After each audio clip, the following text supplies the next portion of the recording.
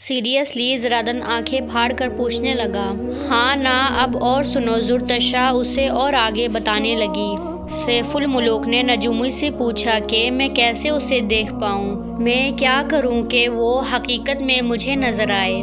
نجومی نے کہا کہ تمہیں نارن جانا ہوگا، جھیلم جھیل پر 12 سال کا چلہ کاٹنا ہوگا۔ چلہ کاٹنا مطلب 12 سال انتظار کرنا ہوگا، تبھی 12 سال کے بعد 14 رات کو وہ اس جھیل سے غسل کرنے اترے گی۔ سیف الملوک نے اس کی بات پر یقین کیا۔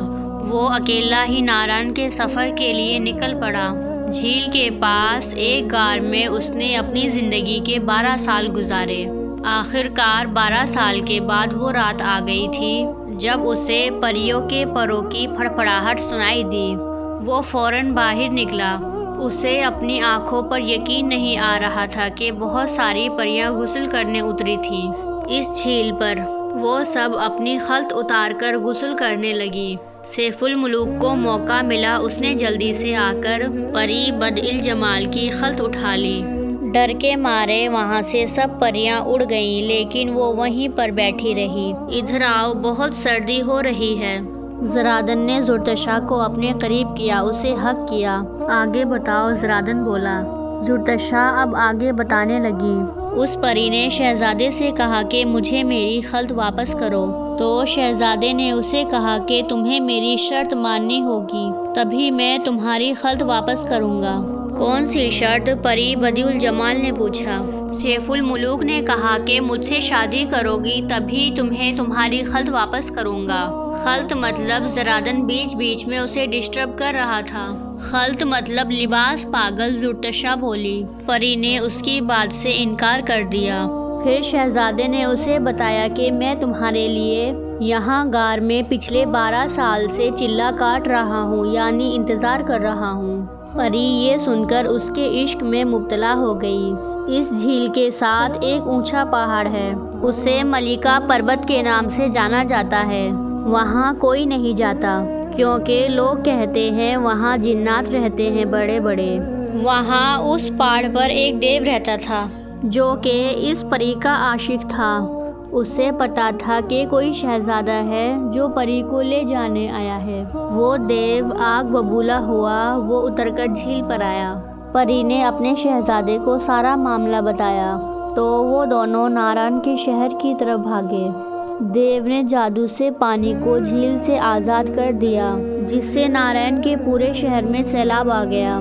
دیو کا مقصد یہی تھا کہ پری اور سیف الملوک اس سیلاب میں ڈوب جائیں۔ پری اور شہزادہ بھاگ نکلے۔ لوگوں کا کہنا ہے کہ انہوں نے ایک غار میں پناہ لی، وہ لوگ بچ گئے تھے، اور کچھ لوگوں کا کہنا ہے کہ وہ اسی سیلاب میں غرق ہو گئے تھے۔ تو بس یہی ہے اسٹوری۔ زرتشا کے لب سردی سے بالکل سفید پڑ گئے تھے۔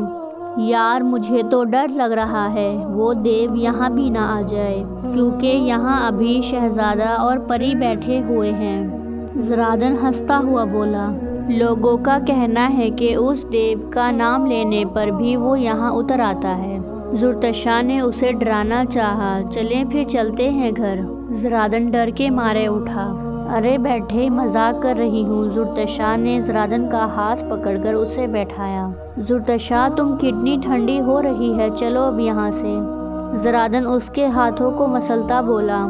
تھوڑی دیر بیٹھتے ہیں نا، دیکھو کتنی پیاری جھیل ہے، زرتشا بولی۔ صاحب جی بہت دیر ہو گئی ہے، جلدی چلیں، اندھیرا ہو جائے گا پھر راستہ نظر نہیں آئے گا۔ شہنواز اب ان کے پاس آیا۔ ہاں تم چلو، ہم آتے ہیں، زرادن بولا۔ چلو اب زرتشا کی بچی۔ زرادن نے اسے کھینچ کر اٹھایا۔ وہ دونوں اب اوپر چڑھنے لگے۔ سب چلے گئے تھے، صرف وہی تھے جھیل پر۔ یہ آوازیں کہاں سے آ رہی ہیں؟ زرتشا اچانک پیچھے مڑی۔ وہ دیکھو پہاڑ پر پتہ نہیں کون ہے، زرتشا چلائی۔ چلو جلدی چلو۔ زرادن ڈرتے ڈرتے تیز تیز اوپر چلنے لگا۔ ارے مذاق کر رہی ہوں، آہستہ، گر جاؤ گے۔ زرتشا زور زور سے ہنسی۔ پاگل، ڈرا دیا مجھے۔ زرادن کا سانس پھول رہا تھا۔ ویسے یہ بات ہے، ہر لو اسٹوری میں ویلن ہوتا ہے، چاہے پریوں کی ہو یا شہزادوں کی۔ زرادن بولا۔ ہاں بالکل، زرتشا اب وہ گاڑی میں بیٹھ گئے۔ صاحب جی چائے پئیں گے؟ شاہنواز نے اپنی بوتل سے انہیں 2 کپ چائے دی۔ شکریہ بھائی، مجھے بہت ضرورت تھی اس کی۔ زرتشا ابھی تک سردی سے کپ کپا رہی تھی۔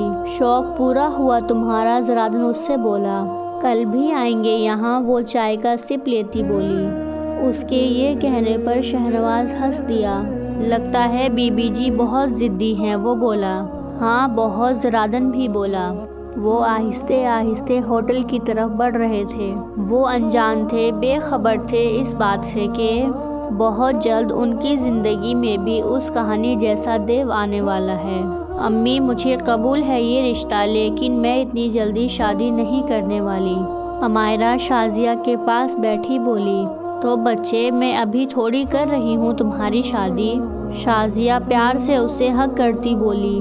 امی مجھے نہیں کرنی شادی، میں ہمیشہ آپ کے ساتھ رہنا چاہتی ہوں۔ امائرہ رو پڑی۔ شادی تو کرنی ہوتی ہے ہر لڑکی نے، یہی قانون ہے بیٹا، شازیہ اسے سمجھانے لگی۔ آپی کا ولیمہ کب ہے؟ دانیہ بولی۔ جب وہ آئے گی تب، شازیہ نے اسے بتایا۔ اچھا، آپی کہہ رہی تھی کہ وہ 3-4 دن میں آ جائیں گی۔ دانیہ ان کا دھیان چینج کرتی بولی۔ بہت ٹھنڈ ہے باہر سچ میں۔ زرادن اور زرتشا اب کمرے میں آئے۔ میں چائے لے کر آتا ہوں خود ہی نیچے سے۔ زرادن اب کمرے سے چلا گیا۔ اسے جاتے ہوئے 20 منٹ گزر چکے تھے۔ زرتشا نے دروازہ کھول کر آس پاس دیکھا تو وہ وہیں کھڑی حیران رہ گئی۔ تھوڑی دور پر نتاشا زرادن کے بہت قریب کھڑی ہوئی تھی۔ میں نے کہا نا مجھے جانے دو ورنہ یہ گرم چائے تم پر پھینک دوں گا، زرادن نے اسے دھمکی دی۔ ابھی جانے دیتی ہوں، لیکن دوبارہ اگر میرے ہاتھ آ گئے تو جانے نہیں دوں گی۔ وہ مسکراتی ہوئی پیچھے ہٹی۔ زرتشا دروازہ بند کرتی اندر آ گئی۔ زرادن بھی ٹرے میں چائے لیے اندر آ گیا۔ یہ لے چائے بیگم صاحبہ۔ زرادن کو معلوم نہیں تھا کہ وہ انہیں دیکھ چکی ہے۔ جا کر اسے پلائیں جس کے گلے لگے ہوئے تھے ابھی، زرتشا دانت پیستی بولی۔ تم نے کہاں دیکھا؟ زرادن نے ٹرے ٹیبل پر رکھی۔ شکر ہے میں نے دیکھ لیا، ورنہ میں نے تو آپ کو اچھا سمجھنے کا دل میں وہم ڈال دیا تھا۔ وہ غصے سے بولی۔ دیکھو تم غلط سمجھ رہی ہو، ایسا کچھ بھی نہیں، وہ صرف میرے قریب کھڑی تھی۔ زرادن اس کے قریب آیا۔ مجھے تمہاری کوئی بات نہیں سننی، وہ آنکھیں پھاڑتی بولی۔ مجھے شروع سے پتا تھا کہ تم امیر زادے 1 نمبر کے گھٹیا اور چیپ انسان ہو، اور میں تم سے نفرت کرتی ہوں، بہت نفرت۔ وہ اس پر بھڑاس نکالنے لگی۔ اچھا پھر تمہیں اتنا فرق کیوں پڑ رہا ہے اگر تم مجھ سے نفرت کرتی ہو تو؟ زرادن نے اسے زور سے بازو سے پکڑا۔ نہیں پڑتا مجھے کوئی فرق، وہ خود کو چھڑانے لگی۔ یقین کرو میرا، وہ صرف میرے قریب آ کر کھڑی ہو گئی تھی اور اس میں مجھے کوئی انٹرسٹ نہیں، بلکہ تمہارے علاوہ مجھے کسی میں کوئی دلچسپی نہیں۔ وہ اس کا بازو بھی دوسرے ہاتھ سے پکڑتا بولا۔ مجھے بالکل پرواہ نہیں کہ آپ کو کس میں انٹرسٹ ہے اور کس میں نہیں۔ وہ ابھی بھی اپنی ضد پر اڑی ہوئی تھی۔ زرادن نے دھکے سے اسے دروازے سے لگایا۔ اچھا کوئی انٹرسٹ نہیں؟ زرادن کے من میں شرارت سوجی۔ ایک بات بتاؤ، میں تمہارے قریب آتا ہوں تو تمہیں کچھ فیل نہیں ہوتا؟ زرادن اس کے اور قریب ہوا۔ نہیں، زرتشا نے اسے غصے سے دیکھا۔ زرادن اس کے اور قریب جھکا۔ اب بھی نہیں، وہ اس کے لبوں کو دیکھتا بولا۔ نہیں، زرتشا جیسے تیسری بار نہیں بولنے جا رہی تھی۔ زرادن نے اپنے لب اس کے گلاب جیسے لبوں پر رکھ دیے۔ زرتشا بھی اسے روک نہیں پائی۔ اچانک کچھ یاد آنے پر زرتشا نے اسے ہٹایا اور خود دور بھاگی۔ ہائے کتنا ستاتی ہو! زرادن واپس اس کی طرف مڑا۔ زرتشا تم نے ابھی تک مجھے اپنا شوہر قبول نہیں کیا؟ زرادن نے اسے پیچھے سے ہگ کرتے پوچھا۔ زرتشا نے آنکھیں میچ لی۔ بولو، وہ اس کے بازو پر ہاتھ پھیرنے لگا۔ مانتی ہوں، لیکن زرتشا بول ہی رہی تھی کہ زرادن نے اس کا رخ اپنی طرف کر کے لبوں پر انگلی رکھ کر اسے چپ کروایا۔ پلیز یہ لیکن آج مت بولو، وہ بالکل مدہوش ہو چکا تھا۔ پلیز زرتشا مجھے قبول کرو، میں وعدہ کرتا ہوں آج کے بعد تمہیں تنگ نہیں کروں گا۔ وہ اسے ہگ کرتا بولا، پلیز میری بن جاؤ، تمہارے دل میں جو بھی نفرت ہے میرے لیے اسے نکال کر پھینک دو۔